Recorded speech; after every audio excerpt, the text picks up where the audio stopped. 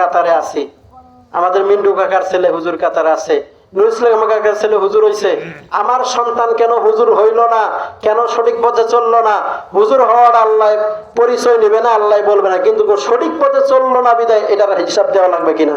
এই জন্য আমার আপনার সন্তান যেন হাফেজে কোরআন না হতে পারলো 3 বছর করে নুরানি পড়ুক, ভালো পথে চলুক, জীবনটা ভালো কাজ দিয়ে শুরু করুক, এটা আমি চাই। আমরা যেরকম ভালো পথে আসছি, জানি না কিভাবে চললি, সঠিক পথে চলতে পারি কিনা, আল্লাহর নৈকট্য হাসিল করতে পারতেছি না, এরকম যেন আপনাদের সন্তানরা চলে, আমি এটা আশা রাখি আপনাদের কাছে।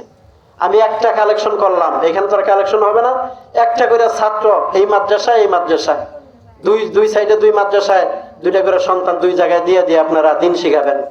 রাজি আছেন তো? ইনশাআল্লাহ।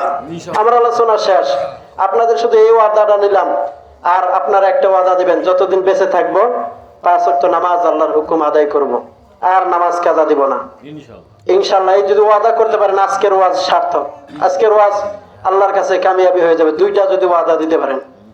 3 নম্বরে না খায় থাকলেও হারাম খাবো না, যেভাবেই চলি আল্লাহ যেভাবে চালায় হালাল খাবার খায়া আমি ইবাদত করব, এই 3টা ওয়াদা দিয়ে যান। আল্লাহ পাক রব্বুল আলামিন যদি তৌফিক দেয়, এই ওয়াদার উপরে যদি অটল থাকতে পারেন, আমার আপনার জীবন সার্থক হয়ে যাবে, আমার আপনার জীবন ধন্য হয়ে যাবে।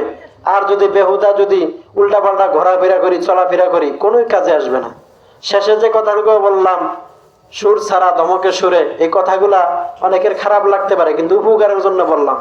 যদি মানেন, ভবিষ্যতে আপনার যখন এরকম আমরা উদাহরণ দিয়া পাশে বসাইয়া বলি যে এদের কারণে আমরা এই পর্যন্ত আসছি, আপনারা বলবেন সেদিন অমুকের পোলার 2-4টা কথার কারণে আমরা এই লাইনে আসছি, ভালোর দিকে আসছি।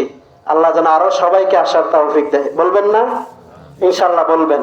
আল্লাহ তাআলা উসিলা তালাশ করবে, হতে পারে উনি কিছু না দেয়, ওই যে আমার নিয়ে মাদ্রাসায় লাইনে ঢুকাই দিল, এই পথে আমাকে চালানোর একটা ব্যবস্থা করে দিল আল্লাহর পক্ষ থেকে, ওনার উসিলায় এই পর্যন্ত আসলাম, এটা নাজাতের কারণ হতে পারে, হতে পারে না? যে বান্দা কিছু না করুক, আমি এই কারণে এই বান্দারে মাফ করলাম, উসিলা লাগবে, এজন্য উসিলা তালাশ করেন। আল্লাহ যেন সবাইকে কোনো না কোনো উসিলা দিয়া মাফ কইরা আল্লাহ তাআলার নৈকট্য হাসিল কইরা প্রিয় বান্দা বান্দি হয়ে মরার তৌফিক দেয়। মা বোনদের ব্যাপারে আলোচনা আমাদের বক্তা সাহেবরা করবে।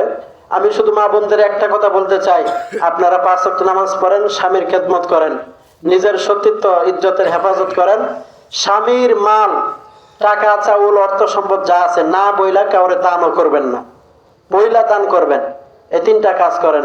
রমাজানে রোজা রাখেন, নিজে আপনি পর্দায় থাকেন, নিজের অন্তর থেকে, মানুষের দেখানোর জন্য না, আমার স্বামী পর্দায় না থাকলে কথা বলবে এই জন্য না, অন্তর থেকে পর্দা নিয়ে চলেন, ভিতর থেকে আপনি ইসলাম আপনাকে সম্মান দিয়েছে, এই খাতিরে আপনি বোরকার ছায়া তলে আসেন, পর্দায় থাকেন, ভালোভাবে চলেন। আল্লাহ 5টা কাজ করার কারণে আল্লাহ আপনাকে মাফ করে হযরত আসিয়া সুমাইয়ার মতো দামি বানায় দেবে।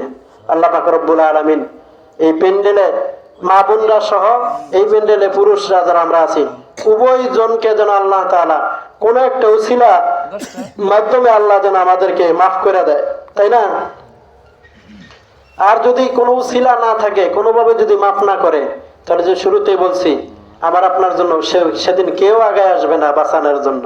আমার নিজের অপরাধের জন্য আমি নিজেই দায়ী হইয়া আল্লাহর আদালতে কিবরিয়ায় ধরা পড়ে আমি জাহান্নামী হয়ে যাব। তাহলে আমাদের কি করতে হবে? সব কিছু দূরে রাখা সামনের জিন্দেগি যেন সুন্দর হয়, ভালো হয়, এরকম ভাবে আমল করতে লাগবে, আমল করতে হবে ইনশাআল্লাহ।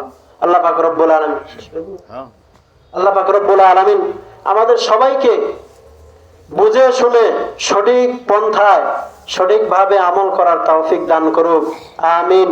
ওয়া আখিরু দাওয়ানা আলহামদুলিল্লাহি রাব্বিল আলামিন। আমি আপনাদের সুস্থতা এবং নেক হায়াতের আশা রেখে আমি আপনাদের কাছে দোয়া চাই, দোয়া করি আল্লাহ তাআলা সবাইকে শেষ মুহূর্ত পর্যন্ত ঈমান আমলের সাথে চলবার তৌফিক যেন দান করেন।